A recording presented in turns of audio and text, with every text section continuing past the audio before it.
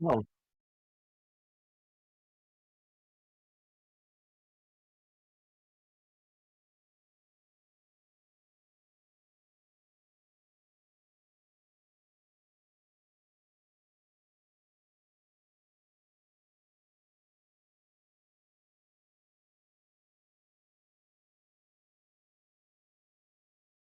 mhm.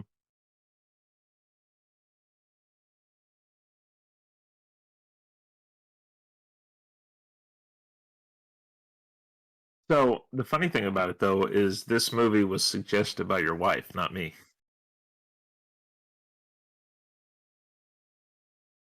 Oh, absolutely. Absolutely. I have my apprentices just like Jigsaw.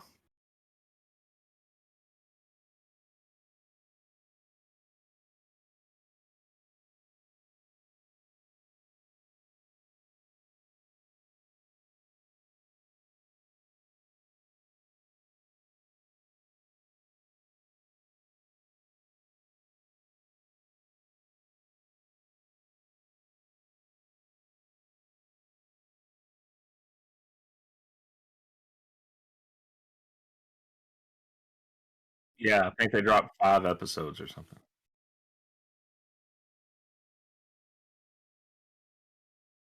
They'll probably Halloween will probably be the yeah. Mhm.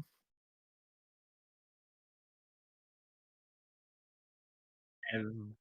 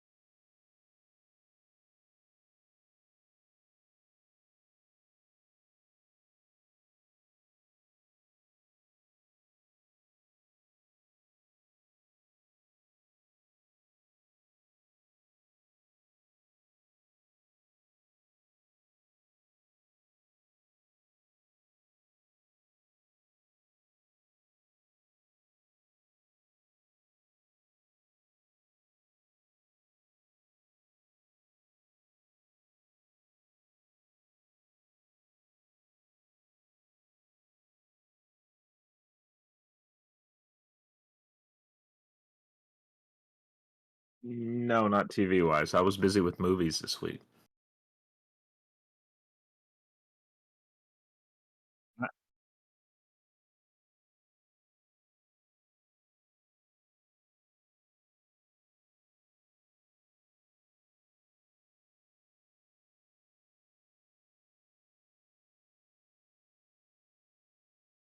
Mhm.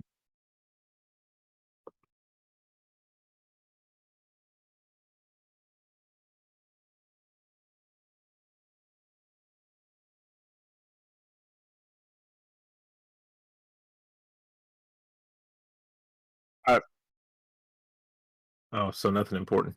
I thought that, I thought I was gonna have to message you, at one point around Tuesday or Wednesday because I was like, I know there's a bunch of shows, but I don't know if I'm remembering them all. Yes, I didn't have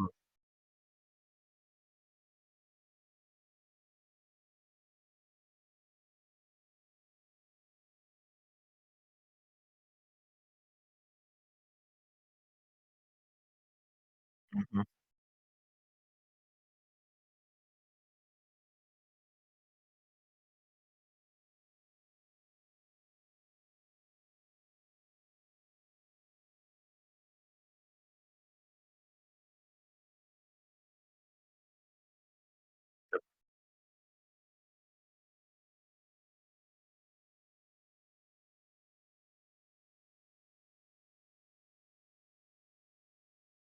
Yeah.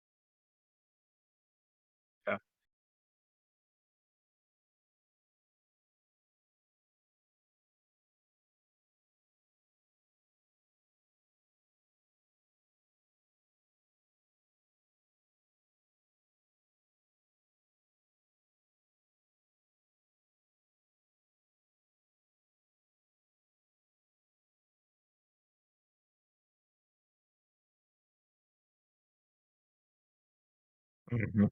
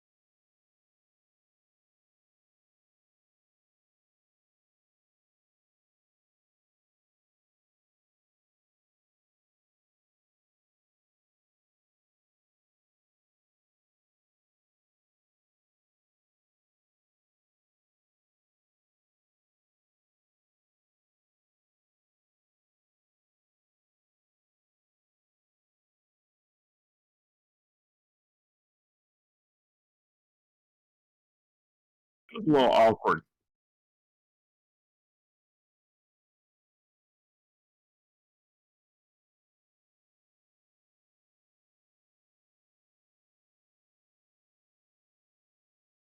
She's like, "I don't." She's like, "I don't think I can pee like this." She's just let it happen.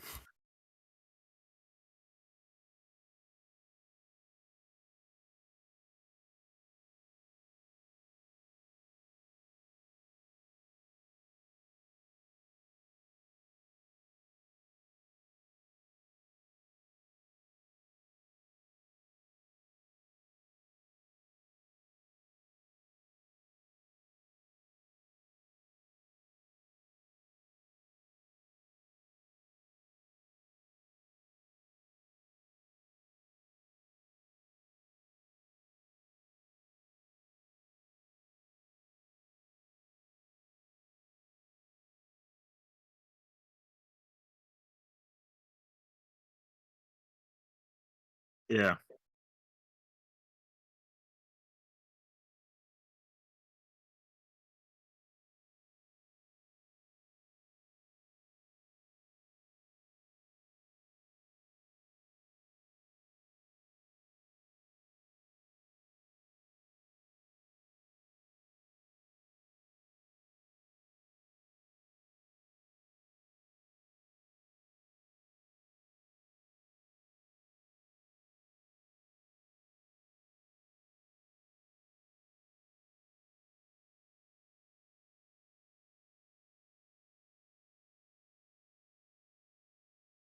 Well, I think that he was thinking if it's a figment of his imagination, his brain will fill in the correct answers.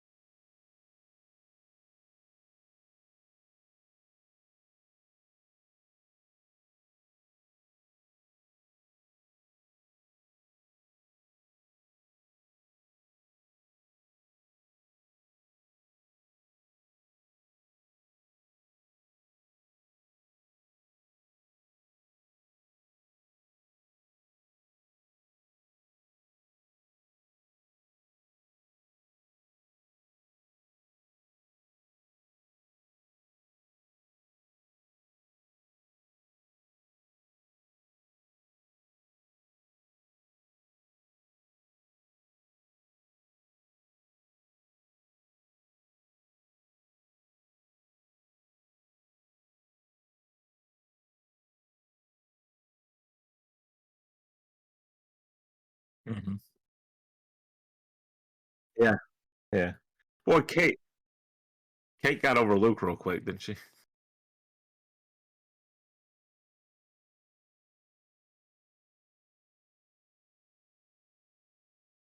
Yeah.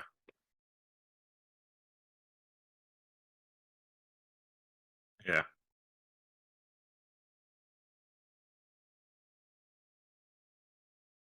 No, and you can already tell the foreshadowing with Emma and Sam because he obviously likes her. She likes him, but she's lied to him because she's led him to believe that Luke's no, no. So I guess like when he punched that guard,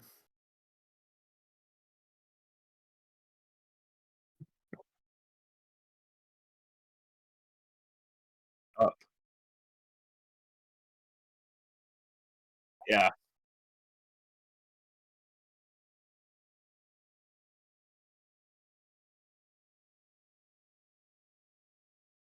hmm,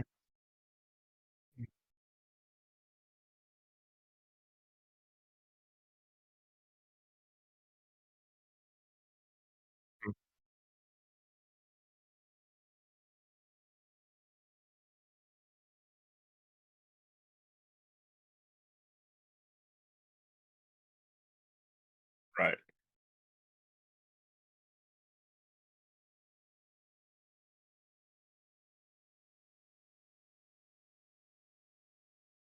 So let me ask you this, because I know Gen V's in season one, right? The Boys is about to come back with season four. Um, do you think that they can keep this up where they introduce two or three new characters every year in Gen V that transition over to the Boys after a couple seasons, and they just keep feeding the show? Or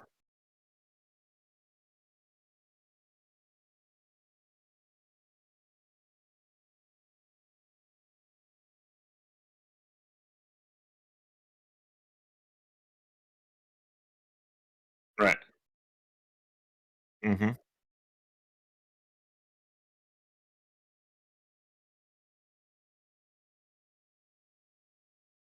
Right.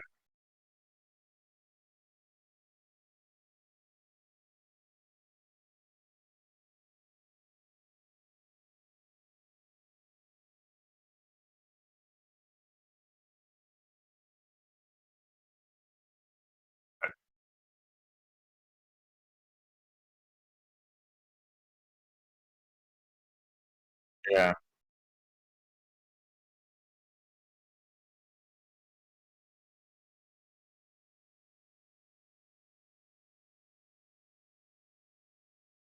Yeah.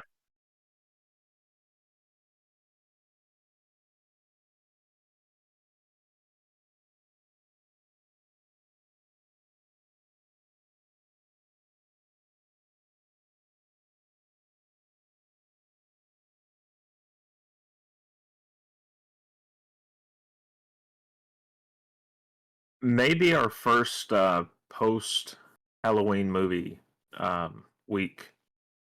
Maybe we don't do movies and just double up on our episodes to gain a little ground. Okay.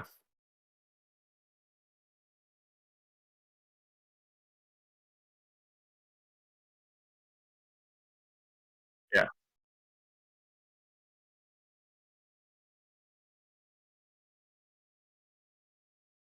Hmm.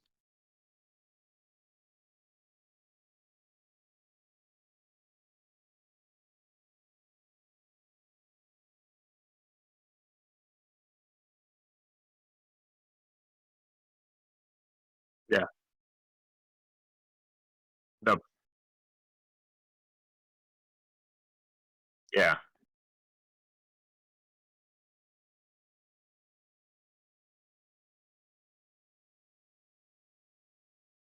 Mhm.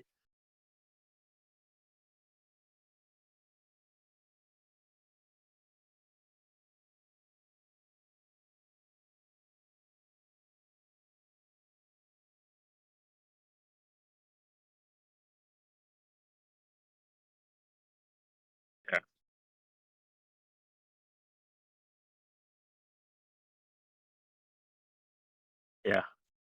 Well, but yeah, and the most amazing part of the episode was the pie. The pie is amazing. Okay.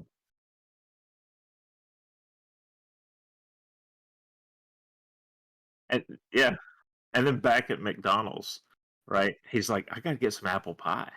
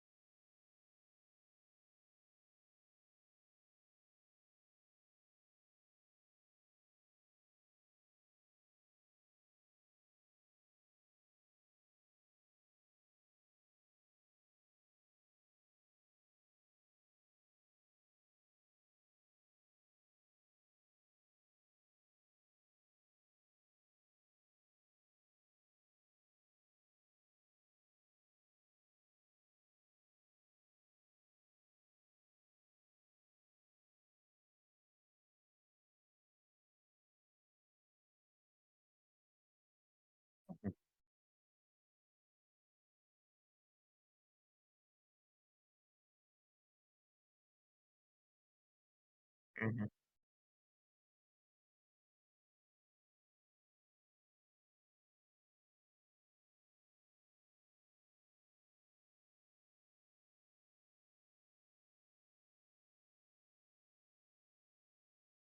Yeah,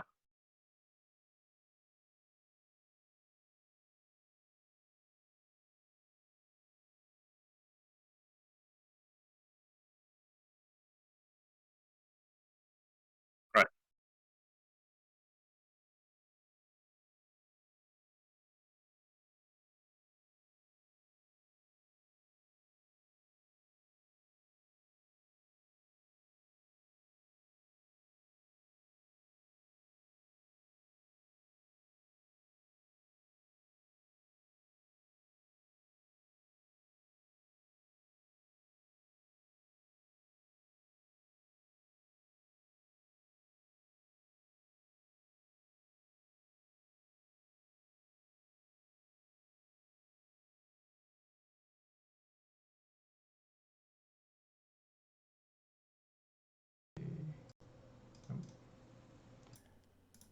There we go. Can you say something again for me real quick? Yeah, Okay, perfect. After Loki, let's see. I want to make sure the levels were great. Sorry, that was on me.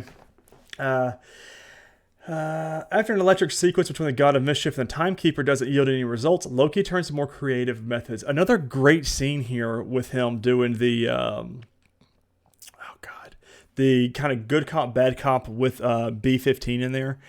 And he told Loki, he said, he's going to try and twist your buttons. He said, just stay, cool, calm, and collected. But then he mentions his mom, and you could see the switch flip in Loki. Like Loki yeah, didn't care he was being called a loser, the villain, any of this kind of stuff. But he mentions his mom not loving him and stuff like that, and he flipped a switch. And then Mobius even flips a switch as well. Very well done. Q to a heart to heart with Mobius over some key lime pie and discussions of what his real life on the sacred tie line might have been before the pair come up with a new plan. This time they're going to play good cop, bad cop as Loki effectively tortures X5 into telling the truth. Placing him in a box that he keeps making smaller, he quizzes him on what he knows about Sylvie until he finally reveals where and most importantly when she is. it was Another, great. God, phenomenal. Like the whole, because villain Loki came back, and the Loki that we were terrified of in the Avengers, terrified Hmm. of, yeah, in the Avengers mainly, was there, and you can see it in Tom Hiddleston's eyes that he was back to that Loki. I was like, oh, this is so well done. I think it would have been better. I agree because I listened to the breakdown and stuff like that on kind of funny stuff. But I think Blessing on there says I think it would have been a little bit better if like because we knew for what the show is he was not actually going to get hurt, but maybe have like an arm snap or something like that while it's getting smaller to let him know he's for real. But it still works. I like it's a minor issue I've got with it. I would have rather him just made the box into nothing and Yeah. Oh, he's gonna wiped come him out. back. So if you notice, Brad has a bunch of scars on his arms. And they made a point to make sure we saw it. Right. And I don't know what no one knows what that's about yet. So I'm curious to see what really happened between last episode and this episode to where we are now. Because we all know they all had lives before this. Cut to 1982, Broxton, Oklahoma. Loki, Mobius, and Brad all head to find Sylvie where she's now working at McDonald's. It's a fraught reunion as she's none too pleased to see Loki turn up after the events with He Who Remains. It's especially not happy when she finds out they're on TVA business. His pleas for her to help him stop the agency from pruning all the branching timelines fall mostly on deaf ears, even though she's currently set up her life on one of those. Meanwhile, Mobius and X5 are enjoying a fast food lunch, while the latter starts looking very nervous. Like, again, I liked this scene right here. Just a very, hey, Loki, you're doing your thing. I'm going to sit here, let you do your thing. I'm going to eat lunch and talk to Brad. And just for good conversations all around. Like, all the dialogue this episode, everything hit. Let's see. It turns out X5 has been hiding his knowledge of a major plan that the TVA is currently enacting. They're bombing every branch timeline, pruning and killing everyone on them. After learning this, Loki and Sylvie reluctantly team up to stop Kate Dickey's Agent Docs in her tracks. While the pair use a neat magic trick, it seems they're too late. The damage has largely been done. This scene and everything that followed after it just peaked off a great episode and made it even like an excellent episode. Because she realizes what's going on, she immediately turns into her costume, and she's ready to go. She's got her sword in her hand. They go into where this is. They found out that they're branching and doing things, while the TVA part, like the office part, is sitting there watching the screens of all the billions of people dying.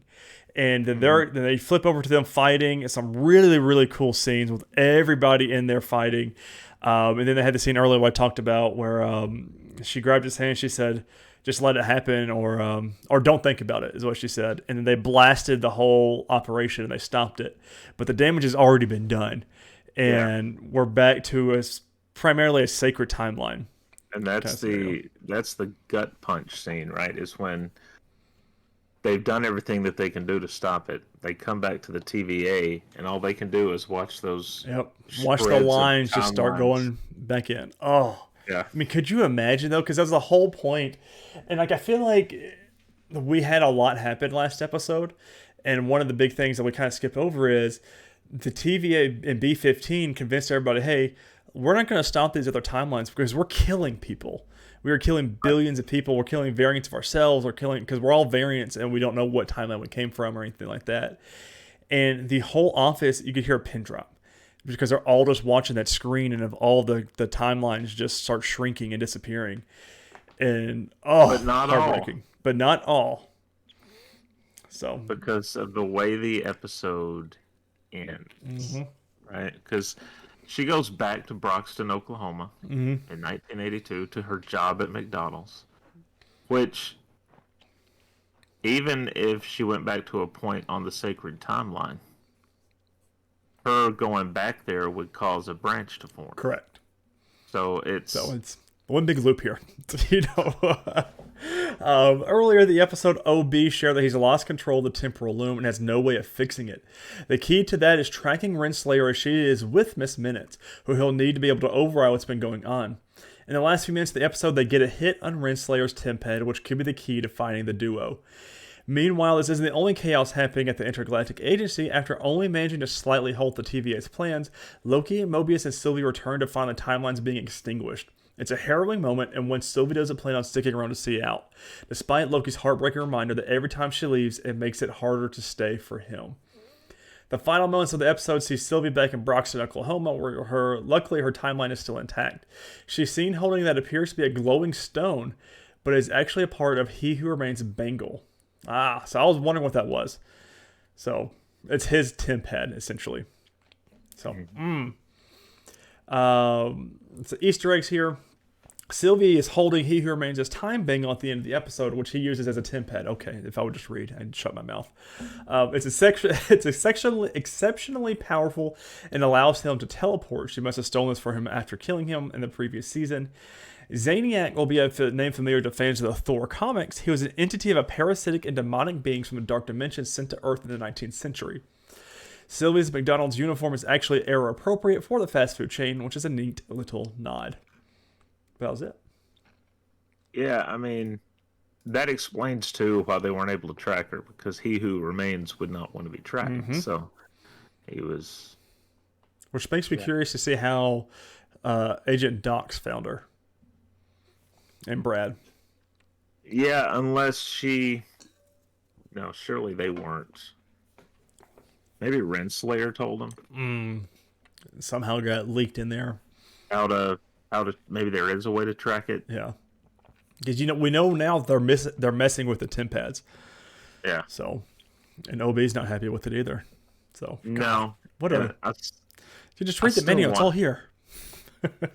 I still want him to be like a huge key to the MCU. Yeah. God, because I mean, he deserves it. He is a phenomenal actor. Yeah. And he's fit right into the storyline too. That character, he wrote the entire TVA guidebook, so he knows everything. He's been there from the beginning. Yeah. So. And has not had his memory wiped. Right. Because Wonder why. It's interesting. Mm-hmm. All right. Listen, I'm really excited to talk about these next two shows. We've been excited to talk about all of these. But this show right here, Goosebumps Episode 1, titled Say Cheese and Die, surprised the hell out of me of how much I enjoyed this. I'm going to tvline.com. This is by Nick Caruso for our recap. Let's see. All right. This new iteration of the show follows 5 high schoolers who become dead set on investigating what happened to Harold Biddle, a kid who tragically died 3 decades prior. And the opening scene is 1993 when we meet Harold as a mysterious evil stalks him at his house. In his efforts to run and hide in the basement, he accidentally sets fire to the place and dies while a ghostly face emerges from the flames. In the present, we meet high schoolers Isabella, James, Allison, Isaiah, and Margot as they attend a pep rally and prep for a big party. Unbeknownst to them, Nathan Bratt, played by Justin Long, which we talked about before the episode, or maybe it was the episode, I'm not sure. Very good. Like, did a really good job. And I'm excited because we've only seen the first episode of where his character goes from here, because at the end of the episode, something happens to him. So I'm curious to see how they change it with him. Unbeknownst to them, Nathan Bratt buys the home that Harold died in, which has been sitting vacant for years. He suspects Harold's parents were responsible for his death since they disappeared shortly after that fire. When Nathan cuts his hand trying to pry the basement door open, the blood mysteriously forms into a line, travels up the wall, and eerily unlocks the door, which the writer says, of course, that cannot be good. Needing a new location for their party, the kids descend upon the former Biddle house, which they think it's abandoned. And since Isaiah's dad is working on the home, he has the code to get inside to the key. When the power mysteriously goes out, Isaiah heads into the basement where he finds a Polaroid camera. While he looks around, a cuckoo clock goes absolutely nuts. The power strangely pops back on once the kids have the camera in hand, but Nathan shows up shortly after to kick everyone out. In her attempt to flee, Allison gets lost in the woods, and that's where Harold's ghost appears and combusts right in front of her very eyes. Phenomenal CGI, this episode. Like, this episode was very well written. Music was spot on. The special effects were great. Like, I've got no criticism for this episode. And it has made me so excited to see what the rest of the season is. But it did creep me out a little bit. I was thinking Goosebumps, it's, kid book series. I'm not going to be that concerned about it. But there were some pretty good, terrifying scenes here. And very well written, might I add. Let's see. When Mr. Bratt, who's conveniently the kid's new English teacher, returns Isaiah's backpack, Isaiah finds photos from the party inside, only now the photos depict his friends dying in mysterious ways. After Margot accidentally eats peanuts and almost dies from it, Isaiah realizes it's exactly what the photo from the party is now showing. He later tries to tell James what's going on, but his friend doesn't believe him. James takes Isaiah's picture, and the photo shows Isaiah seemingly dead and laying on the ground in his football uniform with his arm snapped. So Isaiah does the only natural one thing can do in this strange situation. He lights the camera on fire and watches it burn. But what does he find in his locker that night before the football game? Of course, the camera, as good as new. Hmm. During the game, Isaiah sees a fiery Harold on the field, and soon he's surrounded by flames and zombified players all rushing to attack him. He winds up falling, breaking his arm in the kerfuffle, only no one sees the horror he saw, except, mysteriously, for Lucas's mom, Nora. She tells Isaiah's dad, Ben, that Harold is back to punish him for what they did to him, and all of a sudden, everything's feeling a bit Nightmare on Elm Street. And I made that reference when we watched it. I said, Jamie, this is very Nightmare on Elm Street of them. Because the parents know something, and she called it too. She goes, I think the parents probably killed Harold. Like they were the ones that spooked him, and he set himself on fire, not unbeknownst to him. Right. So the episode ends at Nathan's house when Harold turns to smoky ashes and possesses the poor, unsuspecting new teacher. Now, the interesting thing is, right, because Mr. Brad mentions at one point, at the very beginning, he inherited the house. Yes. So he's actually related to Harold. So it was like a great nephew or something like that of the family. Yeah. And nobody else wanted it. So there's a familial relation, which is probably why his blood unlocked the door. Correct. Oh, that's a good call. I didn't think about that. I was thinking blood did it. That's a good call. But what's his name? Isaiah. Phenomenal actor, by the way. Like all of these kids were really, really, really good. Well, with their acting. He's got to get a new girlfriend though. She's done with the box of rocks. God, your generic, just dumb cheerleader type. Yeah, and she has which granted, Margot has a thing for Isaiah, Right. but she's protesting the two even talking. It's like they grew up next door to each other. It's high school stuff. Like They're it's gonna talk. Yeah, and they were best friends forever, and they still live next door. And like it's they have their own language. Yeah. Why did you invite her? Come on. So right. But I think it's interesting because there is very much a Nightmare on Elm Street vibe. I knew something was up similar to that in the very beginning because he opens that binder and it has photos of different girls and it says like darkroom guests or something like that in it. And then he's making that creepy mask. Which I think there are so many. There's so many tie-ins to the books. I had to look and see because Jamie, because she doesn't like to read a whole lot, but she's like, "This is actually like a series I did read, in school and stuff like that." And she like every time there was something happening, like she was like, "Oh, that's a nod to. Oh, that's a nod to. That's a nod to." Yeah. And she caught on very quickly that the episode was "Say Cheese and Die," so which I'm like, which makes the next episode's gonna be fun to watch. So one of the executive producers and writers for the show, I forget the guy's name. I had to look it up because I was like, this is like everything was shot well. The cinematography was great, directing was great, the kids acting were great. He's actually the one that directed and wrote the 2015 movie with Jack Black.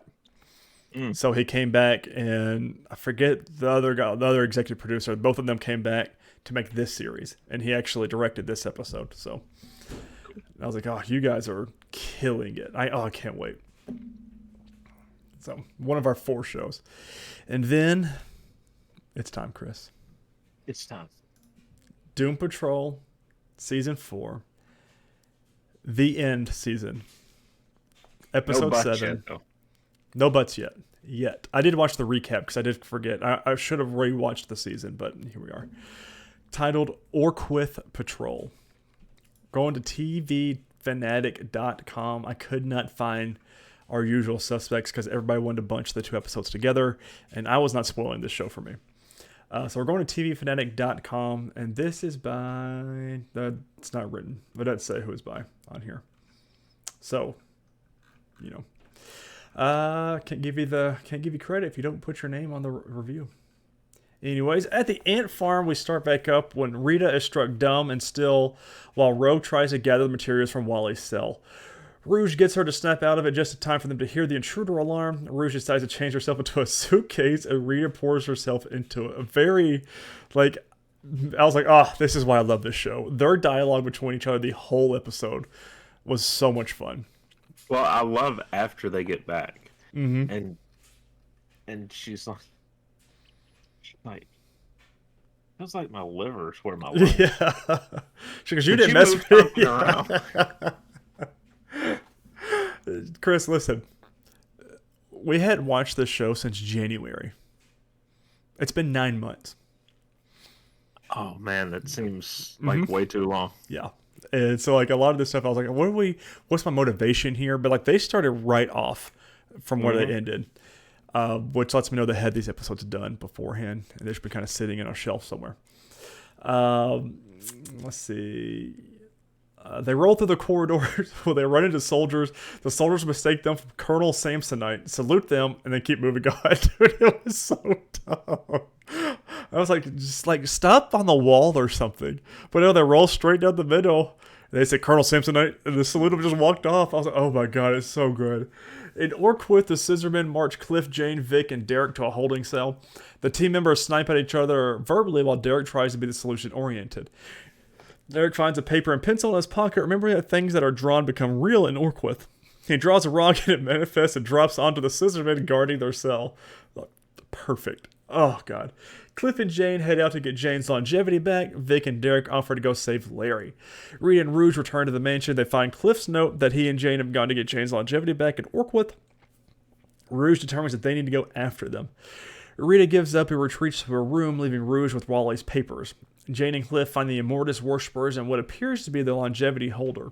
Jane has Cliff take the top off his metal head, exposing his brain and using him as a bargaining chip to try to get them to hand her longevity back. Wally enters back in and offers Cliff the potential future that Immortus can grant him. Vic and Derek find Larry and Key guarded by Scissormen. Derek offers to give Vic back his arm cannon, but Vic does not want it. He tells Derek to use it because it is no longer his. Rouge barges into Rita's room to inform her she found the schematics to build a portal to Orquith with Wally's papers. Rita decides she's no good at superheroing and refuses to help. Which, listen, we're in season 4, Rita. You haven't been good at all since, so let's get over this. Rouge gives her a pep talk. Rita threatens to smush her the way she did Wally. Wally tells Cliff and Jane how Niles introduced him to the Immortus Project. Niles had him create Peanut Butter, the farting donkey, to sniff out the piece of Immortus that would allow him to take care of Dorothy. Vic has Derek manifest a flaming sword as his weapon, and they both continue to fight the Scissormen. Wally offers Cliff and Jane Niles' longevity talisman, legacy the possibility Immortus offers. Touching it transports them to a grocery store. Vic and Derek defeat the Scissormen after Vic gives Derek some tips on handle his arm cannon. Rita joins Rouge, where she's trying to construct the portal, and pours herself a drink. They talk about their respective disappointments in life and with themselves. They reconcile and share another drink. In the grocery store, Cliff's daughter appears and asks for Cliff's help in finding Rory. Jane tries to keep Cliff from being sucked into the narrative, but he runs off to help find his grandson anyways. Derek is excited about being a superhero. Vic gets upset. He tells Derek what waking up as a cyborg was actually like. They find Larry and Keeg, but Larry refuses to leave Keeg, and Keeg wants to stay in Orquith. Rita and Rouge drunkenly complete the portal. They compare bad deeds, and Rouge points out that Rita's pretty much a serial killer. Rouge uses Wally's ink on Rita's coat to actually activate the portal. They step through it, and Rita stopping to bring the drink cart through with them. Both just drunk off their skunk here. Yeah. It is so, like, they stole this episode for me. And the heart-to-heart with Vic and Derek. Like, that whole thing was great. But it's also classic Doom Patrol. Yes, it is. Like, the whole episode is classic. What makes us love the show so much, what it is. Oh, it's so good. Let's see. Cliff runs around the store looking for Rory, Jane trying to stop him from buying into the lie. They find Rory at the checkout sneaking into the PA system. He's a little boy now. He recognizes Cliff and holds his arms out for a hug. Cliff takes his mitt off, but the vision disappears before he can touch Rory. Wally promises Immortus can give him this possibility. Over Jane's protest, Cliff offers up his longevity to resurrect Immortus. Out in Orquith, Derek and Vic notice that something's happening. Vic wants Larry to come with him and convinces him to bring Keeg with them because Orquith is crumbling. Cliff's longevity completes the ritual. Wally and the other acolytes prepare for Immortus' arrival. Rita and Rouge arrive first, singing drunkenly. Jane stages a revolt. Torminox aims his weapon at her, but is shot out of his hand by none other than Casey. Casey steps out of the shadows of Torminox's shock. She pleads with him to stop what he's doing. Wally asks how she could be alive since he never brought her to life. Casey pointed out that Dorothy actually gave her life. Dorothy runs in to hug Jane. She addresses Wally, who recognizes her as Niles' child. He declares everything is meant to be as the longevity chamber begins to crumble. Jane, Dorothy, and Casey try to escape, but they're stopped by Scissorman. Suddenly, a protective bubble encases them. Another forms around Rouge and Rita, a third around Cliff. Derek is drawing them and adds one for himself, Vic, and Larry. The chamber cracks open and Isabel Feathers steps out. She opens her mouth and screams, destroying everything not encased in a bubble. Yep. I'm going to be honest, I don't remember who Isabel Feathers is. So when they did that reveal and they said Isabel Feathers, I was like, I don't remember who that is. Yeah. So I'm in the same boat. Well, you know what? Here's what we're going to do.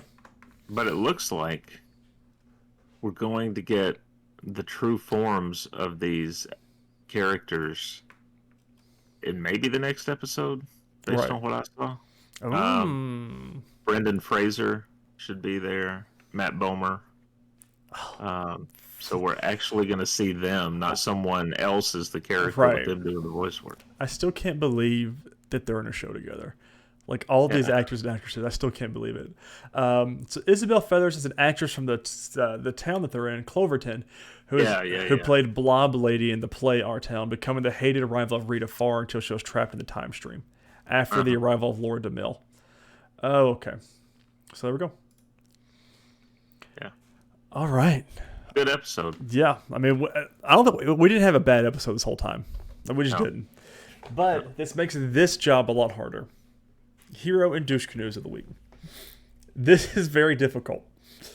We'll start with douche canoe at the bottom of our list here. We'll start with Doom Patrol. I don't want to say Cliff. Oh, Wally, yeah. I like the Wally nomination for that one. Cliff was just wanting to be with his grandson. So, yeah. That's understood. He's just stupid. Yeah. Well, he's simple. Yes. That's better. So Wally for Doom Patrol. Goosebumps. You could say the girlfriend. Yeah, I don't remember her name offhand. You know, I can find it though. I think she's the only. Well, I mean, Harold, but Allison's her name. Harold or Allison or Isabella. Yeah. Which one is it? You know, I'm just gonna look up the cast. Because there's really not anybody else. Right.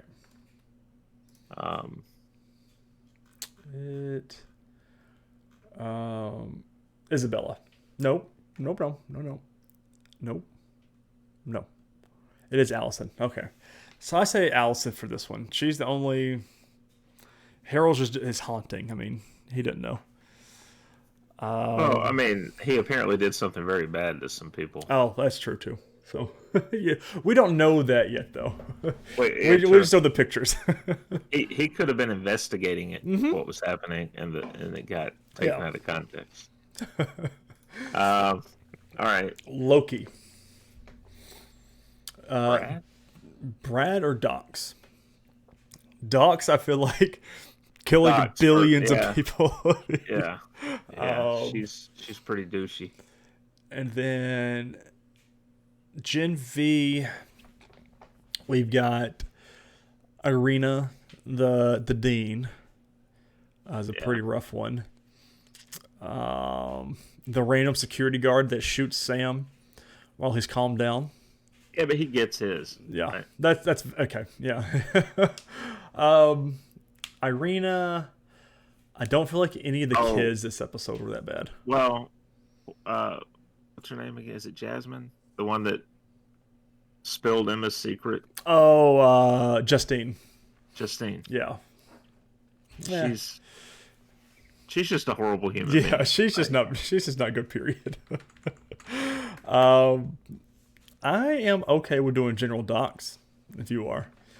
Because, I mean, I think so. The slaughter of billions of billions of people. Just a bad day. Yeah, Tyler. just... all right. It happens. Let's start off with heroes at the top. You can make an argument for Emma. Yeah, Um, definitely. Marie, not really. Not really anybody else, I don't feel like. Yeah, I don't feel like Andre. No, because he knew what he was doing sending her in there too, which is Yeah. not the nicest person, but because he's only thinking about himself at this point. Yeah. Loki, you could say Loki. You could say Sylvie, well, which is technically Loki, anyways. I say Loki for that one because of the first part of the episode where he's able to trick him in. He also interrogates the guy to get the information about Sylvie and saves it at the end. I think Loki's the best one there. If we had a foodie of the week, it would be Mobius. Mobius, because he was all about pie. And he loved that great meal at McDonald's. Right. God, he's like, got to get that sponsorship branding in somehow. Goosebumps. Isaiah. I mean, we really don't have a hero that much this episode. Oh, what's her name? His best friend. James? No. The girl? Yeah. Starts with an M. Yep. You know what? I'm going to find it for you. God, my brain is Swiss cheese. Let's see. Margot. Margot's Margot. the teacher. No. Margot's she's a student. She's a student. And if not for her, he couldn't have even played in the game. That's true. But then that could be a bad thing. But they didn't know that. I like saying Margot because she did help him out by cheating. Yeah. So remember, kids, cheating is not the way to do it. But we didn't talk about Rachel Harris being in the show. She is in everything. No, we didn't. Lucifer. Yes, which is what I know her from. But and then Doom Patrol. You could say the friend Derek, because he rock beat scissors. He made the bubbles. Definitely. God, this is a hard one. The heroes one's a lot harder this season. I think I'm good with Derek if you are on that one. Yeah, I'm good with Derek. I don't see him doing very much, coming up anyways. And stuff. No. So then, who wins out between the four? I think Derek's role was, what he did was more important than what Margot did. Yeah. So that trumps that one. Sam versus Loki. Please, let's not use that name. Yeah.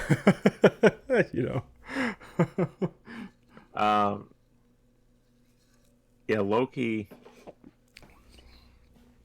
But billions of people still died. Yeah.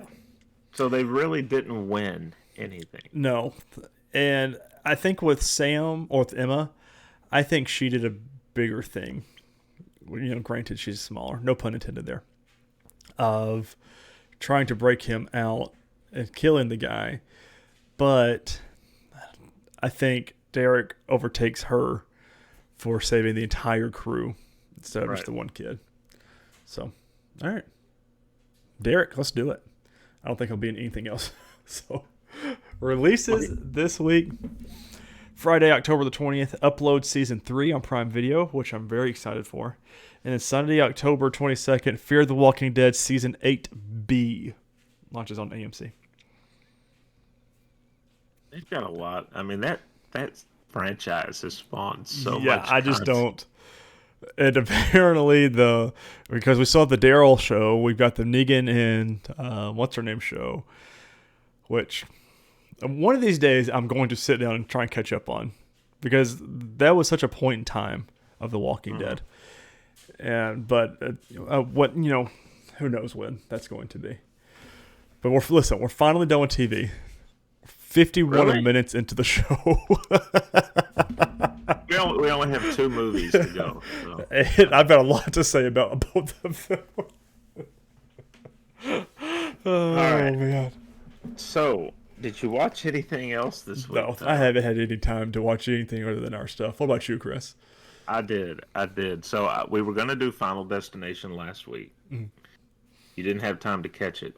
So we put it off till this week. And I have a 4-pack of the first 4 movies. So I was like, I'm going to go ahead and watch those. Just watch right them away. all.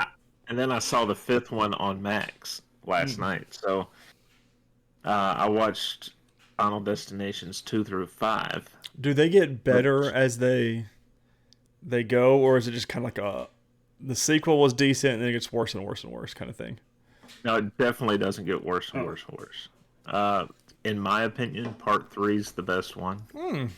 That's the roller coaster. Yeah. But I don't think in Letterboxd, I don't think I rated Put all that stuff in. any of them below 3. Oh, that ain't bad. Or yeah, I think that was the low rating. But I gave actually let me just I'll run through my ratings real quick, even though we don't track the stuff that we don't do for the show specifically.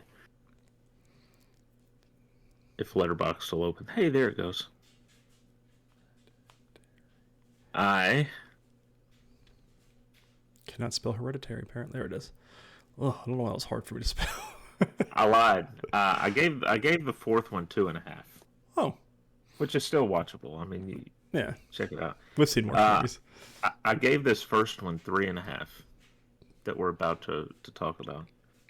And then that's right where I'm at. The second one I gave 3.5. I gave the third one 4 stars. The 4th one 2.5 stars, and the 5th one 3.5 stars. So it's a good franchise. It's the others are definitely worth watching. I know you said you've seen 2. Yes, the second one. I need to. Oh, thank you, by the way. Since we're friends on here now, I could just go down here and click the movies. I will say this: 2 out of all of them has the most brutal premonition scene. Yeah, that scene it traumatized a generation. It really did, and like it still haunts me. That was my first. I think probably my first like horror movie, because I can remember being in 6th grade watching the first part of that movie, and being like, no, I'm good. But my buddy just absolutely loving it. Yeah. Oh, what a time to be alive it was.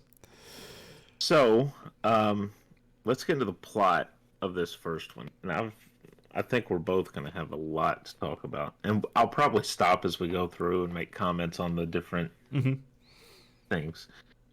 High school student Alex Browning boards Voile Airlines Flight 180, a Boeing 747, with his classmates for their senior trip to Paris from John F. Kennedy Airport. Before takeoff, Alex has a premonition that the plane will face a mechanical failure leading to a mid-air explosion, killing everybody on board. When the events from his vision begin to occur in reality, he panics until a fight breaks out between him and his rival, Carter Horton, resulting in both of them. Why was that kid so angry? Like, he did not like him at all. I was like, I don't understand the hate right now. Like, we never got a setup for that. For him to be so pissed off that he was causing a disturbance. If we did douche canoe for the movies, Carter would probably be easily. Resulting in both of them being removed from the plane, along with Alex's best friend Todd Wagner, Carter's girlfriend Terry Chaney, teacher Valerie Luton, and students Billy Hitchcock and Clear Rivers, my cousin. None of the other passengers except Clear believes Alex about his vision until the plane explodes on takeoff. Afterwards, the survivors are interrogated by 2 FBI agents, Wayne and Shrek, who are both suspicious of Alex. So, interestingly enough, a lot of these names are tied to the horror genre. Oh. So, Shrek, one of the agents, is the same as Max Shrek, who played Nosferatu in the silent movie years ago. You have Terry Chaney, obviously Lon Chaney, one of the great horror icons and really the first special effects guy. He was called the Man of 1,000 Faces. Billy Hitchcock. Yeah, that one I recognize. Alfred Hitchcock. Stifler. Yeah. So there's a lot of names in here that are like Alex Browning is for Todd Browning, who directed Freaks and Dracula. So they tie a lot of that together. 39 days later, after attending a memorial, which is interesting because there were 39 victims from the class after they got off the plane. After attending a memorial service for the victims, an unusual chain reaction causes Todd to be accidentally hanged in his shower that night. While his death is ruled a suicide, Alex sneaks into the funeral home along with Clear to examine Todd's corpse.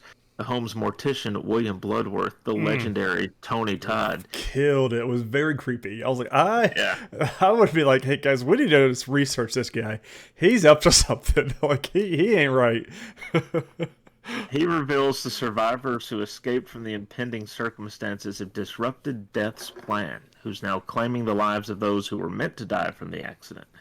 Alex and Clear are discussing their next move when the rest of the survivors arrive outside the cafe, where Terry is run over and killed by a speeding bus.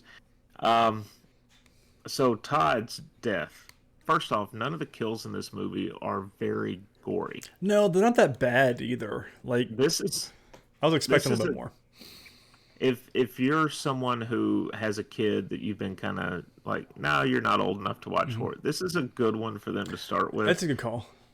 Yeah, there's not a lot. There's some language, but there's not a ton of violence. And there's no boobs like there normally is in horror movies for some reason. And that kind of downgraded it a little bit for me. when you have a gore fest, kind of in the contract, you have to have some nudity. The only thing with Todd's death is that he gets the petechial hemorrhaging in the eyes, right? Which is very cool to see done. Yeah. Because like he starts turning, like you see his eyes getting red. And then like once he's done, like it's very much strangulation injury. It's really cool. Yeah, it's funny though, when I was watching the scene play out, I was like, his parents are going to find him, and they're going to think this was some kind of autoerotic asphyxiation. Randomly, and like, so we were watching it last night. My buddy Justin goes, why didn't he just stand up? I was like, no, that they explained that because of the soap in the bottom of it. And he was slipping. He goes, oh, I was like, yeah, they were thinking, 5 steps ahead exactly for that question. Yeah, and then Terry getting run over by the bus. You do see some blood splatter. Yeah, but they don't show her body after the fact, but you do see what she was supposed to look like in part 2. There's like a photo from a newspaper that's a shot of the body. So, after watching a news report on the cause of the explosion, Alex concludes Death is reclaiming the survivors according to the sequence of their intended demise on the plane. And that's a very cool scene because they put up a graphic where they show where the explosion started, and he takes and overlays some tracing paper and kind of goes, okay, this Alex is the order. A very smart kid. Yeah. He'd been a great cop. If he didn't eventually. If he didn't croak. Nonetheless, he's too late to save Miss Luton, whose house explodes after she's impaled by a falling kitchen knife. Doesn't this kid learn anything? He gets arrested before this happens, and then goes in, grabs the knife. He's got his footprints everywhere, fingerprints all over the knife. Come on. Yeah. Hadn't he seen CSI or any of the seasons? I think it started the year this came out. That wouldn't surprise me. That explains a lot. But it's interesting because the teacher, at first, her computer explodes, her monitor, which a piece of the glass cuts her neck. Straight through it. It's like it must have hit the carotid. She's bleeding pretty good, and she's sitting there holding it. She tries to pull a towel off the countertop to put to her neck and pulls the knife set down. One of the knives impales her.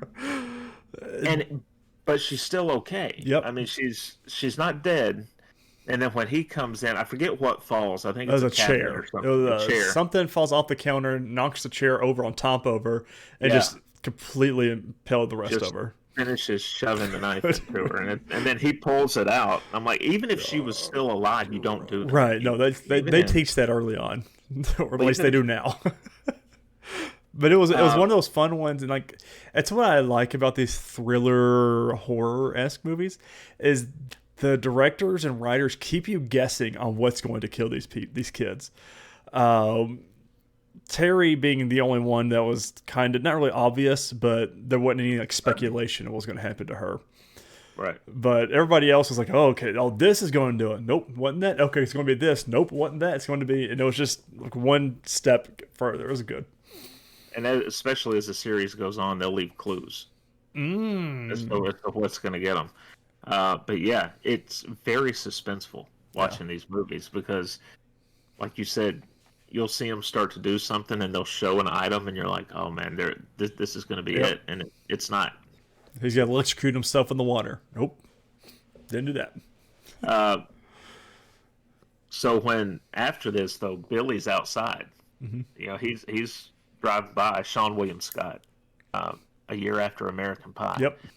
Um, and so he sees him come out, and then he tells him later on about his footprints congealing in the blood due to the fire, Mm-hmm. which was really cool. The remaining survivors reunite while driving through town as Alex explains the situation. Carter, who's next, is enraged over Terry's loss and stops his car on a train crossing, which is stupid, Yeah. attempting to die on his own terms. I would pick a different way, like old age. Well, it's instant. You know it's coming anyways. rather be instant and torturous. You know what I mean? Yeah, but it probably wouldn't be instant. Yeah. Well. Your brain knows what's happening. Yeah. It takes it a while to shut down. Yeah. I wish I would have stood there and just arms flailing, make sure I leaned my head in. But that's just me. While the others escape, he changes his mind. Yeah. Yeah. At the last minute, but his seatbelt jams. Alex manages to save him just before the car's smashed by an oncoming train that knocks shrapnel from the wreckage into the air, decapitating Billy. That was probably the most brutal death scene I think in this whole movie. That's the best kill of the movie. Yeah. But it's still very quick. Yes. And there's not a lot. Alex learns that because he intervened in Carter's death, it skipped to the next person in the sequence.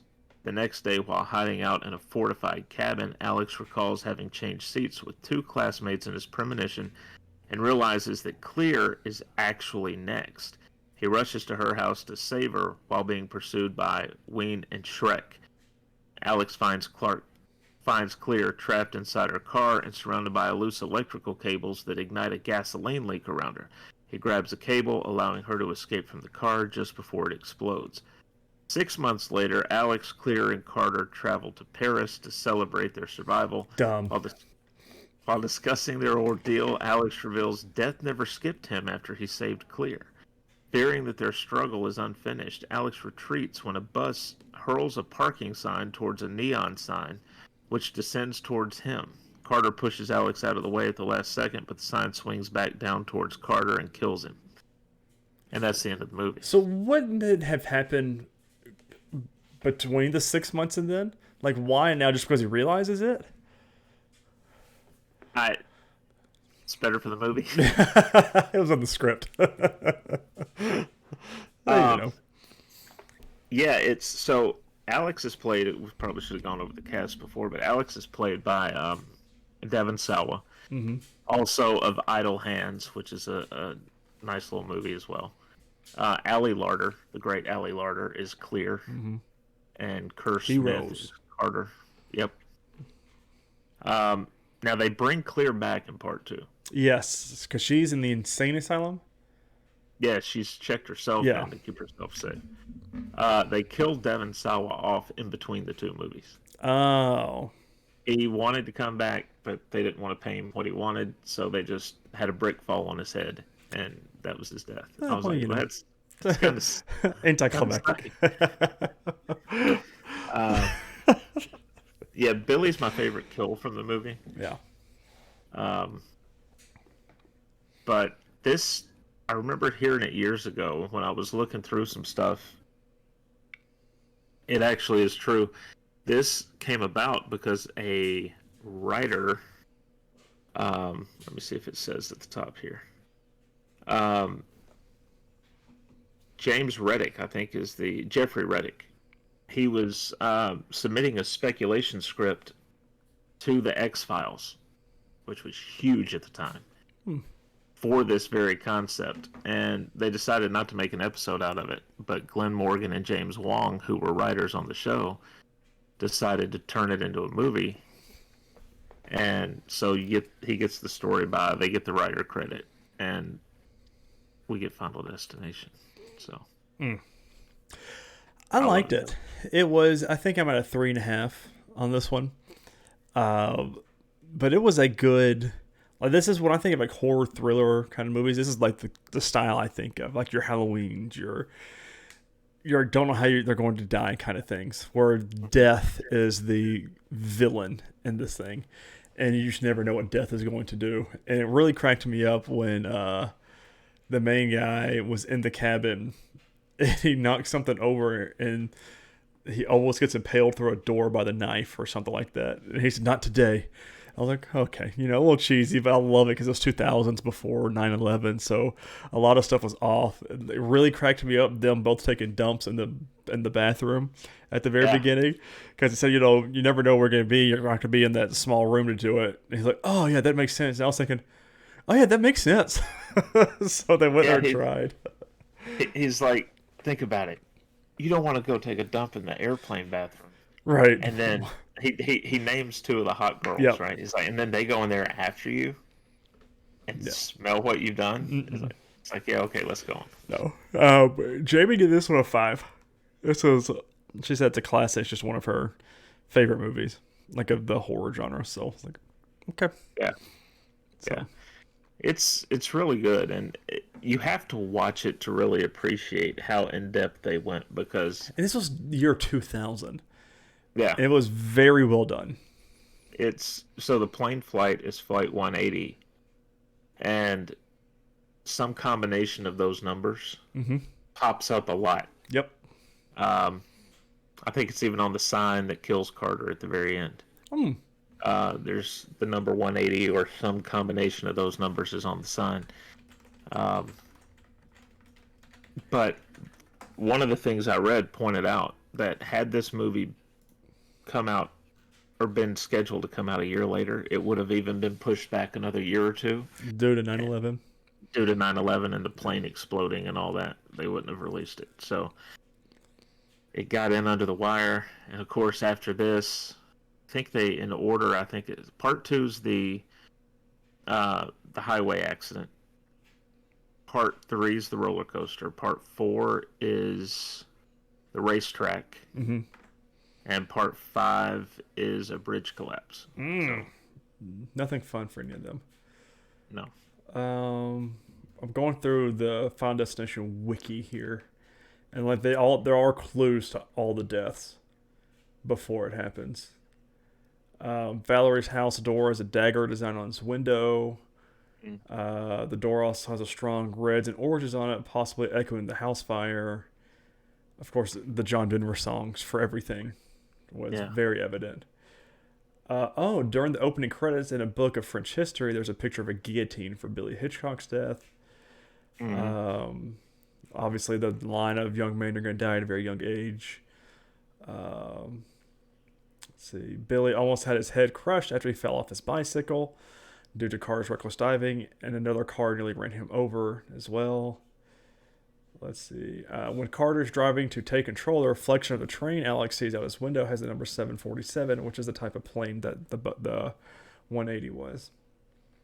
So there's just small stuff like that. It's kind of cool. Yeah, it's very cool when they take the time to put those little details. It's just good writing is all that is.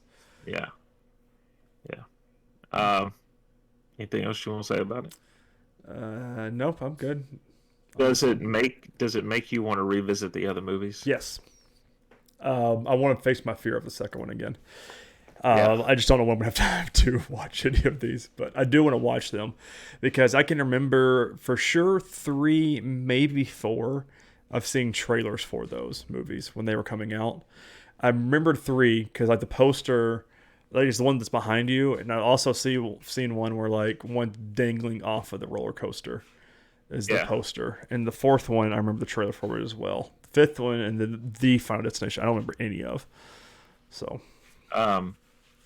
so the third one with the roller coaster, I remember loving when it came out on DVD. I loved it because they took the time, they filmed alternate versions of the deaths. And as you're watching, you could go on the DVD and it would give you the option of, do you want this to play out or do you want to pick the other path? And you could pick the other path. oh, and that's pretty cool. Now, of course, at the end, it is what it is. Yeah. But it changed some things within the story. That's pretty cool. Nice little neat way to do that. So, cool. Well, yeah, you'll have to revisit part 2. The only thing in the entire series that bothers me, I don't like seeing people's eyes messed with. Just one of those things about you. That comes up like 2 or 3 times in the series. So, but yeah. All right, now to Tyler's favorite movie. Can't wait. I don't know if you want me to stop at points so you can make comments about. Oh, I'll make comments as we go through. Yeah, they'll be made. All right, on to Hereditary. Miniature artist Annie Graham lives with her psychiatrist husband Steve, their 16-year-old son Peter, and their 13-year-old daughter Charlie. The family attends the funeral of Annie's secretive mother Ellen, at which Annie is surprised at the number of mourners in attendance. She attends a bereavement support group, revealing her troubled childhood and that she and her mother had a fraught relationship until Charlie was born, when Ellen became a significant figure in raising her. Meanwhile, Steve receives a phone call telling him that unknown perpetrators desecrated Ellen's gravesite, but does not reveal this to Annie. Peter's invited to a party, and Annie insists Charlie go with him. On the way to the party, the siblings pass a telephone pole carved with an occult sigil. At the party, Peter leaves Charlie unattended. She eats some chocolate cake, though unbeknownst to her, the cake has walnuts in it. Charlie has a severe nut allergy, and thus goes into anaphylactic shock. As Peter drives Charlie to the hospital, she leans out of the window for air. When Peter swerves to avoid a dead deer lying on the road, she's decapitated by the sigil telephone pole. In shock, Peter drives home and leaves Charlie's headless body in the back seat of his parents' car. Horrifying. Which Annie discovers to her horror the following morning. Following Charlie's death, Annie becomes resentful towards Peter. A traumatized Peter drifts through life in a daze, and Steve tries to continue life as normal.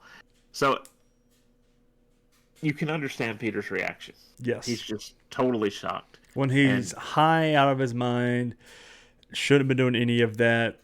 And the scenes later on in the movie, because like you see during the after the car accident, we're just stuck on the road, which he said we're almost to the hospital. Nothing nearby, so don't know where that comment came from. Maybe just trying to give her some hope. But when he flicks his eyes up to the rearview mirror to see the body, we don't see it until later on in the movie. But like we see him make that motion several times, like afterwards, but him sitting there so stoic. And you could tell his emotions all over his eyes mainly and in his face. Yeah. And I was like, oh, like they did a great job acting. He did a great job acting wise. I feel like this whole movie. But like this movie was very traumatizing because it's just one freak accident is all that was. Yeah. Was it? Right.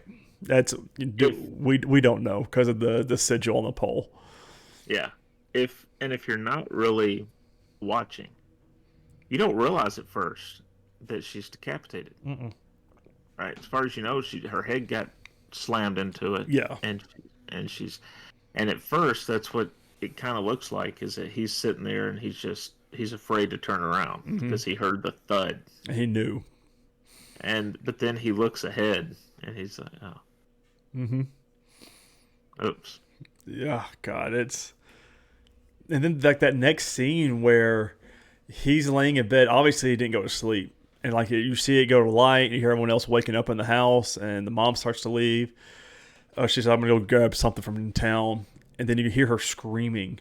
And that whole next sequence of her like on the floor dealing with the grief And that poor dad. Listen, if I was the dad, I told Jamie last night, I'd have been gone a long time ago. Yeah. A long time ago. But lady, I don't care if you're nuts. First off, I'm going to call somebody to get you locked up or whatever. But there's some stuff I can't explain going on here. I'm out. Like 100% out. Yeah. So. Yeah, you get the shots of her in grief, and then it cuts to the head in the road. Yes. Ants all over it. Yeah. And those come back into play later. God. Which is not the creepiest thing of the whole movie.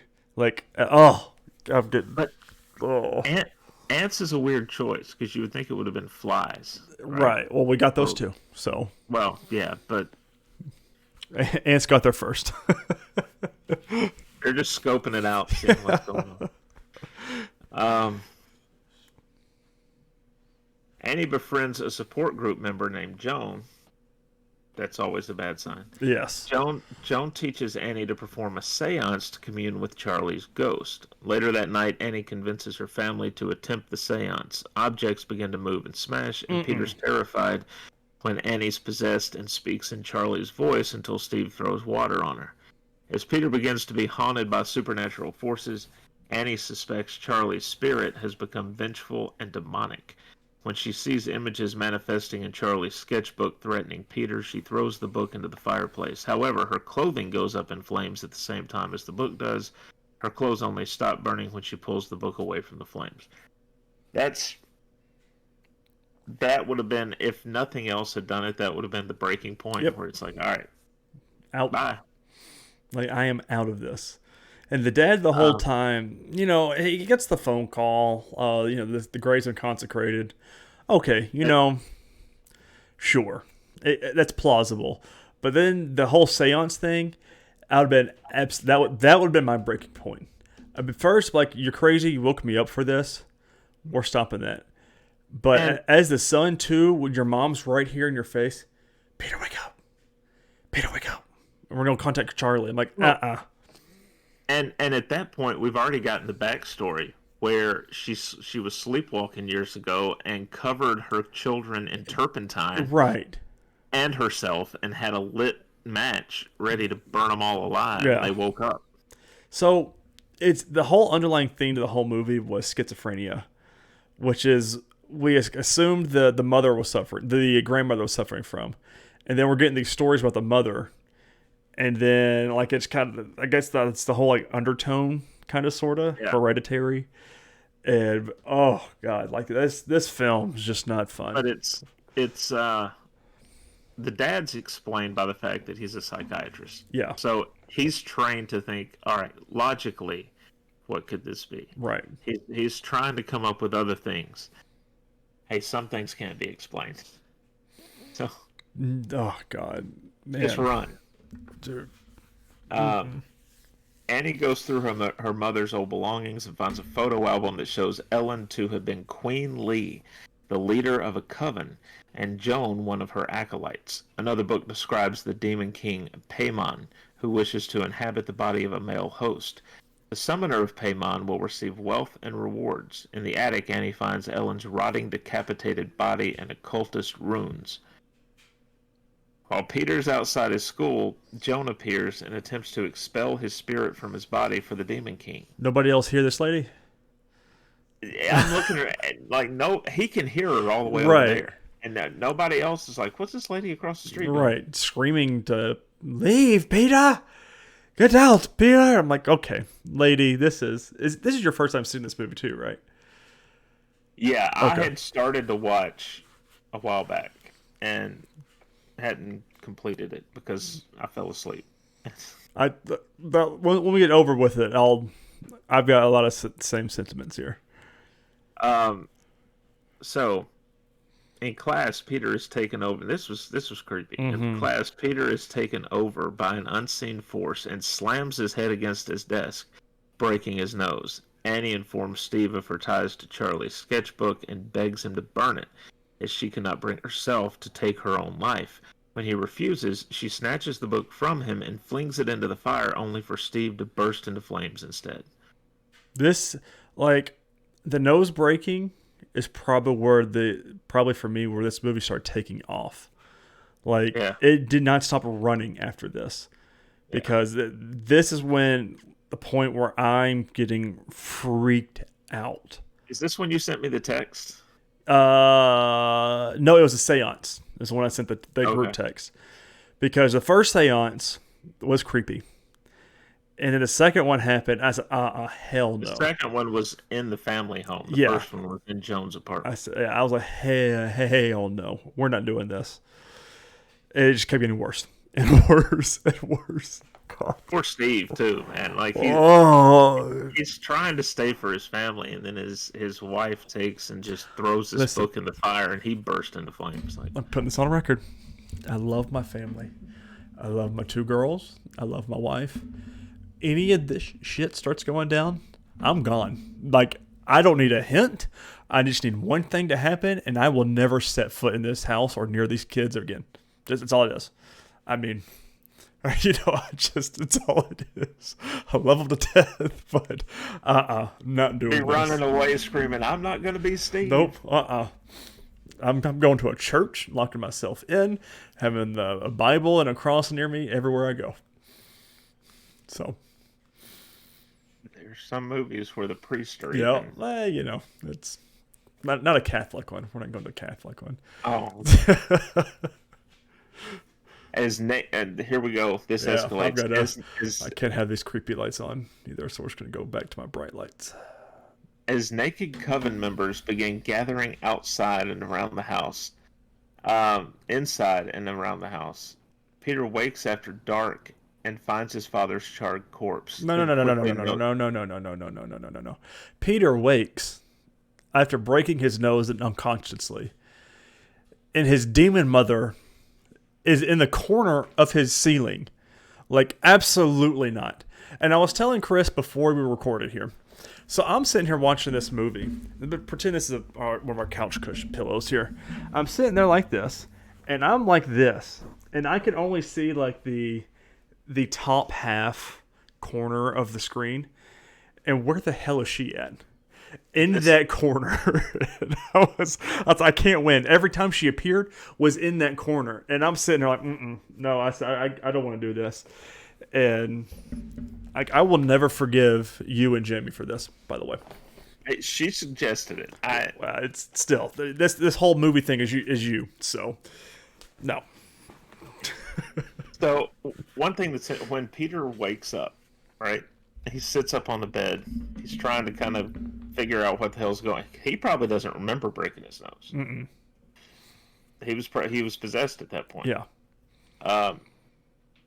He sits up, and you see her behind him. Yep. Right? She kind of flutters. Yeah, out of the like doorway. runs kind of like in the air out the door. Like, I can't, man. Like, that's horrifying. That stuff is.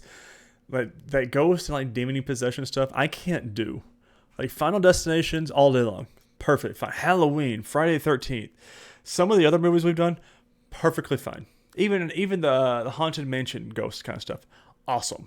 This stuff I can't do, and this movie does this thing where I don't know if you caught on to it, where it had like a dance beat going on for the first half of the movie. It goes. Like, very, very subtle. But, we have surround sound here and everything, so you could hear it, but, like, it's very subtle. Like, what it's doing is building your anxiety up. And then, when all this stuff starts happening, the movie is silent. Like, silent, besides what happens in the movie. Oh, yeah, the clicking thing is not okay either, by the way. And it's horrifying. And, we're not even... The review, the recap that you read doesn't even talk about like the hauntings. Well, it did talk about the haunting stuff going on. Her sitting by his window, and then like she leans forward and a ball just rolls off, was horrifying. Like, this whole clearly her. Yeah, and I was like, or the mom at the beginning of the movie, the grandmother just standing in the doorway. Yeah. Oh God! Like, it was this movie. I still get chills, and when I'm not even watching the movie anymore. And even the scene that we're up to here in the recap is he finds his father's corpse, and the camera cuts to show him, and over his left shoulder in a doorway, there's just one of the naked cult Yeah. members, and they've got this smile So on yeah, their it's face. the coven members right here, and she's up here in the ceiling again, and like you're getting Yeah. hit with a double whammy, and I'm just like, I can't. And then they go to the attic. I know I'm jumping ahead just a second, but Jamie goes, because this is her first time seeing it too. She says, "There's 3 cult members right there." And we're like, no, we don't see. I kind of could see it. And then they eventually zoom in, and they are all naked, just standing there with a giant grin on. I'm like, I can't. Like, Yeah. there's just nothing creepier. Yeah, we're almost through the. We'll knock out the rest of this and then keep going. But a now possessed Annie chases him through the house. He attempts to hide in the attic. Annie follows him, then beheads herself with a piece of piano wire. So, yes and no. Before that, as he closes the attic door, he keeps hearing this pounding, and then they cut to the That was side, terrifying. and she's upside down. She's on the ceiling. Yeah, And she's just slamming her like head multiple over and over times. into And yeah. well, let's. I got something else here that I haven't seen most people talk about. Why is there a lock latch in the attic to the downstairs? Because he latches the top of it. I'm like, that's not common practice. What is that about? So like that has something to do with the cult, I think. Maybe the only thing I could figure is that way if the typical mechanism gives way, it's not just going to fall. Oh, okay. But why would you need to lock it if you're up there? Right. So like it's very, unless like the cult was living up there, or like a member of the cult or something like that was living up there while all this was happening. Because this isn't the grandmother's house. This is their house. The grandmother was just living there before she died. Right. Oh, God, man. But, God, you reminded me of that. I completely forgot about the mom just banging her head to the knocking. Yeah. And then her running behind her son was very twisted and very demonic. I was like, oh, God. She was faster than she normally would have been. But the knocking, like, it's almost it sounds like someone just in there banging it. Yeah. And then they cut, and it's her head. Yeah. She's just like slamming her head over and over. But then, they cut back inside the attic, and he looks up, and she's floating in the air and has what I guess is like a piece of piano wire. Yeah, because they teased it earlier because there was the piano, the open piano was up. Yeah, and she's just sawing through her neck. Oh, with her head God. And like not fast either. Like it was just, Oh. like I was like, oh my God. And then of course, Peter just jumps out the window. I would have done that a long time ago. But he's like, no. Yeah. And oh God. So Peter jumps from the attic window. A glowing orb enters and reanimates his body. Mm-hmm. Now displaying Charlie's mannerisms, which I'll be honest, I didn't pick up on. I didn't either. Displaying her mannerisms. He follows Annie's floating headless corpse into Charlie's treehouse. Where Joan and other members of the coven, as well as the headless corpses of Peter's mother and grandmother, are worshiping a mannequin with Charlie's crowned, severed head placed on it. Joan removes the crown and places it on Peter's head, addressing him as Charlie. She then proclaims Charlie is a Paimon. They have corrected his female body and given him his preferred male host, and the coven hail Peter as King Paimon. The end kind of I need to look into because that confuses me. So Charlie's soul, I guess, is in her brother, which gives a whole new twist to incest. Mm-hmm. And then or is it Paimon?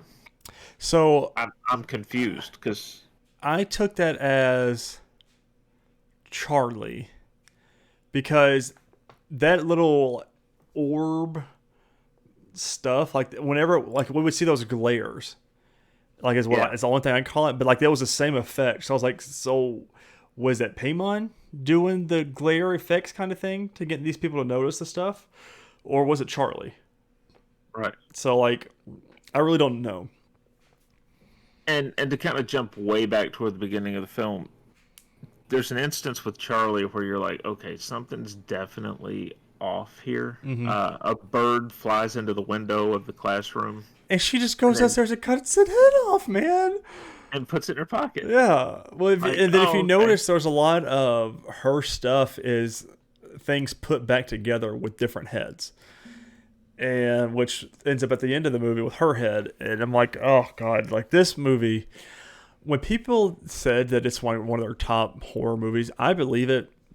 And so I gave this a 3.5, almost a 4. I think if they would have shortened it for about 30 minutes, it would have been a 4 for me. I feel like there's a lot of stuff that kind of drug on, which Yeah. was kind of much your point if you fall asleep during the first half of it or during the beginning of it. Mhm. But Jamie gave this one a.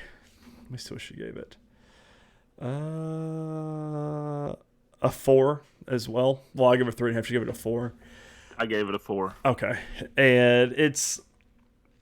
But this is when I think of horror movies, it's the stuff like this Yeah. is what it does it for me, and this is why I don't like horror movies. I'll be honest, this probably would have been even higher for me, except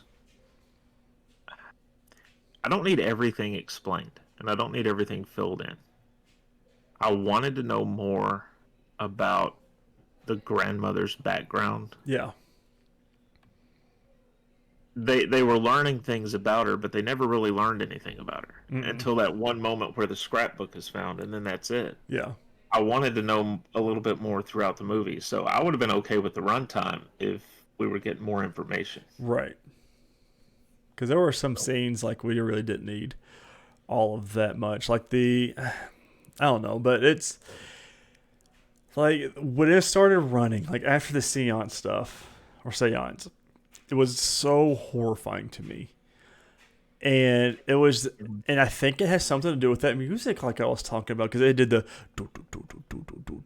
like for more than half the movie, and then when he wakes up, all music for the whole movie just stops then, and it's just the sound of everything going on, like no music, nothing, and like it was very well done in a very A24 studio movie. And now that anything that A24 has done, I don't want to see. I'm just going to be honest, because that, oh Which god, is that's interesting terrifying. because they just, from what I read, they just secured the rights to the Halloween franchise. They almost did. They lost it to Miramax. Did they? They were in the winning bid. Miramax bought out, won it. Ah, Because they were like it was apparently A24 already had plans. It was going to turn into like a TV series, which would have been great. I think it's a great idea to reinvent it. Like, don't give us. I'm okay with getting more movies of it because Halloween's such a great thing, but I think a TV series would have been a lot of fun because you could do a lot of tension with that.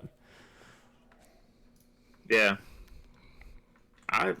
That's weird. I heard something totally different, but I'm curious. So Miramax shopping right or what? So yeah, Miramax wins TV rights to Halloween franchise. Miramax has prevailed over A24 in its bid to win TV rights to the Halloween film franchise. So Miramax is currently seeking buyers for the Halloween franchise, the option to adapt it into a movie or television series. So they already owned it, so I don't understand. So this is Variety by Brent Lang. Miramax has prevailed in the bidding war for television rights to Halloween horror franchise, meaning Michael Myers. God, that's a horrible ad. I know it's Jack Daniels, but still. Meaning Michael Myers is simply slicing and dicing his way to the small screen or assorted streaming platforms. The indie studio beat other out contenders, including A24, which also is in the mix for rights, according to an insider with the knowledge. So, Yeah, I heard that they had gotten the film rights and they were going to be making more movies. well, whatever happens, I'm okay with it at this point. Yeah, I mean, I don't know. So A24, which has the much higher profile than Miramax, has also recently bought the television rights for Friday the 13th. now there was a Friday the 13th TV show back in the early 90s, but it did not have Jason Voorhees in it. It's centered around an antique shop called Curious Goods and cursed objects that had to be recovered. And supposedly they were going to work their way towards the final episode being them having to recover the hockey mask. That's kind of cool. Yeah. But they never got that far. Yeah. So anyway, yeah, that's what it is. God, it's been a week, and like the whole Best Buy doing away with physical media of all types in early 2024. Chris, blow it. Like we've texted about it, and sorry that we're veering off the Halloween horror stuff here, but the number one source I know for my movies and steelbooks and stuff like that is Best Buy, and they're completely doing away with all physical media. Yeah. Blows my mind. So I'm hoping, because that's where I get all my MCU stuff, hopefully Target or Amazon or somebody gets the rights to the steelbooks, because I just love collecting them. But I know Zavvi is probably going to be seeing an increase in sales. They do a lot of steelbook stuff. If you don't need the steelbooks, it might. The Disney Movie Club, I'm still in that. And so whenever they send one, whenever they have one up yeah, that I have to respond to and it's Marvel, I just go, yeah, send it. yeah. Anyways, another horror news. Oh, listen, I don't ever want to do another A24 movie. So there's Midsummer, which I've heard is just as bad. And there's apparently one called Bodies, Bodies, Bodies. I'm good. Sounds wonderful. I'm good. I can't and Chris, we watched these movies at nighttime. We got done watching. So I want to watch this one. We watched Hereditary first because I was like, it's 8:00. Let's get this out of the way, please. Final Destination. We finished about midnight, which was fine. Which was a great palate cleanser because I would not have gone to bed if we watched Hereditary last. And I wanted to watch that on Sunday today.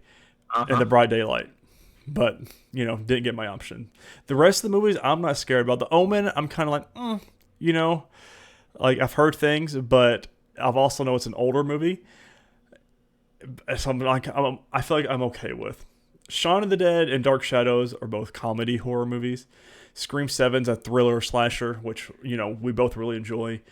But then we've got the Omen. So we've only got 4 movies. I can't believe we've only got 2 more weeks of this. So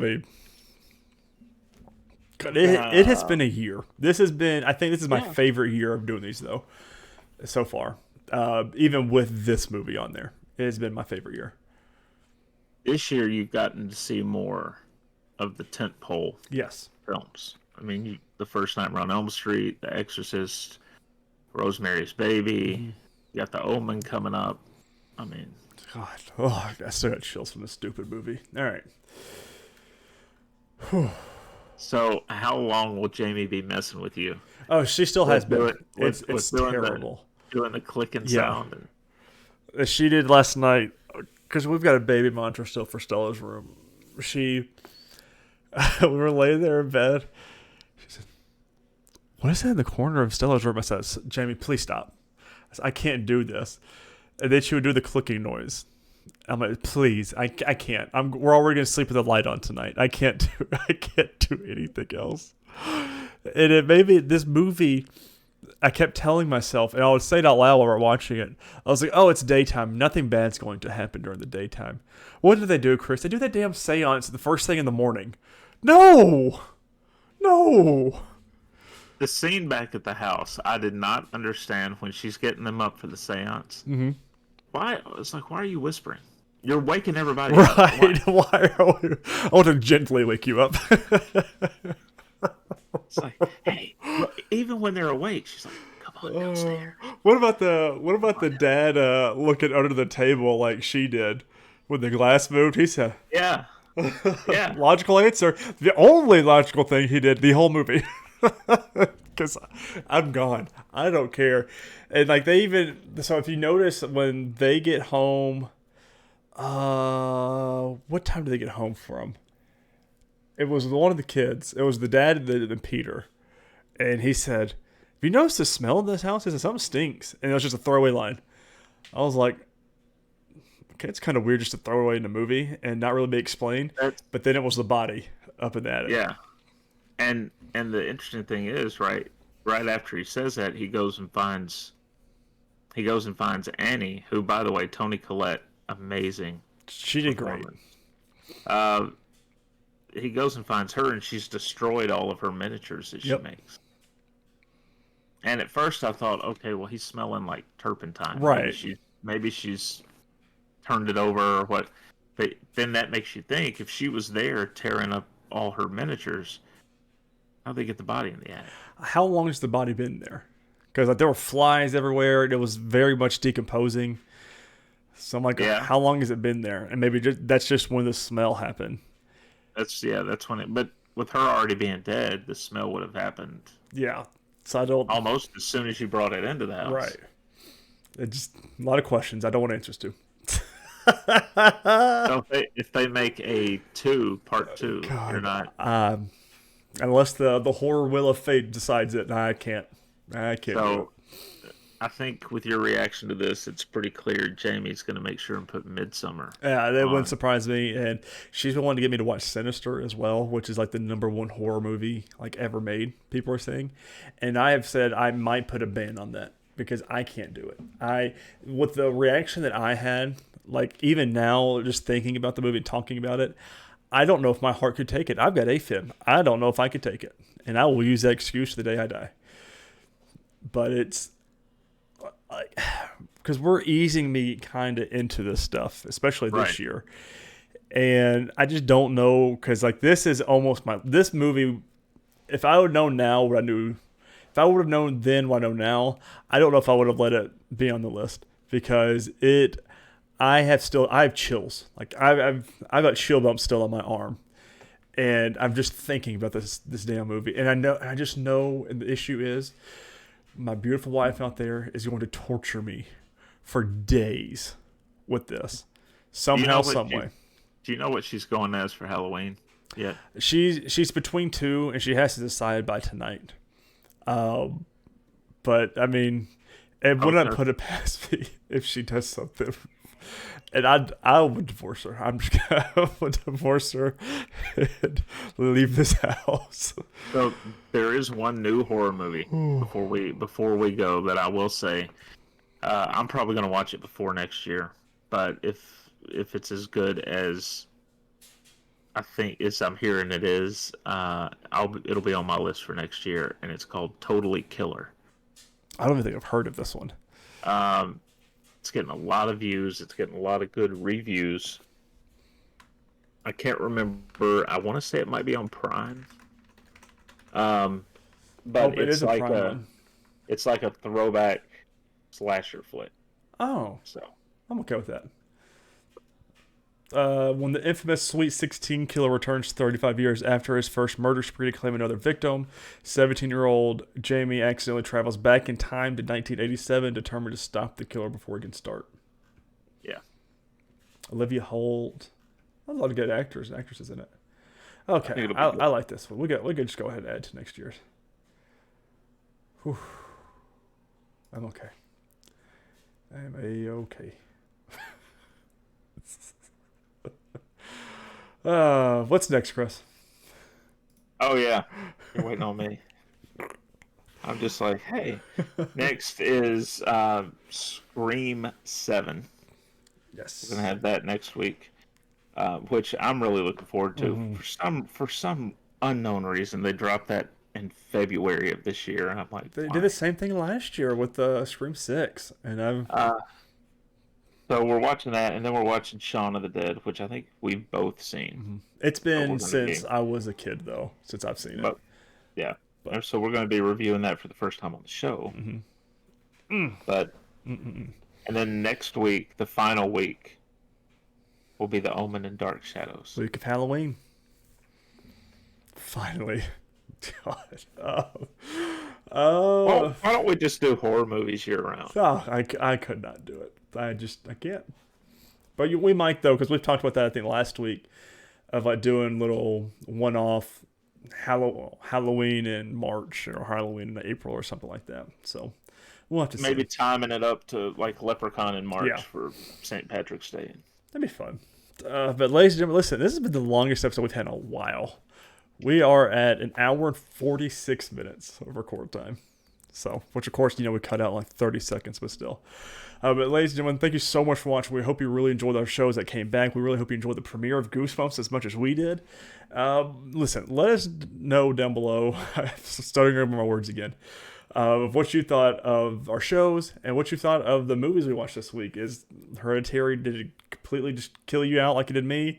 Or are you enjoying it? And anyways, just let us know down below in the comments. Don't forget to share on all your favorite social media platforms. A quick reminder, we are on everything, including Threads, which is going to be like our main source of social media. I'm on Threads as Sir Haynes. Chris is on there as MavTN7. And the Nerwide account is just at Nerwide. So follow us there. Follow us on Facebook. Follow us on Twitter. All that good stuff. That's how you can know if there's any kind of scheduling changes or anything. That is the place to find it. But ladies and gentlemen, it's been our pleasure of terrifying me this week. I cannot wait to talk to you next week. I'm not going to be scared next week. Next week's going to be a fun one. But again, we cannot wait to see you and talk to you then. Have a good one. Later, guys.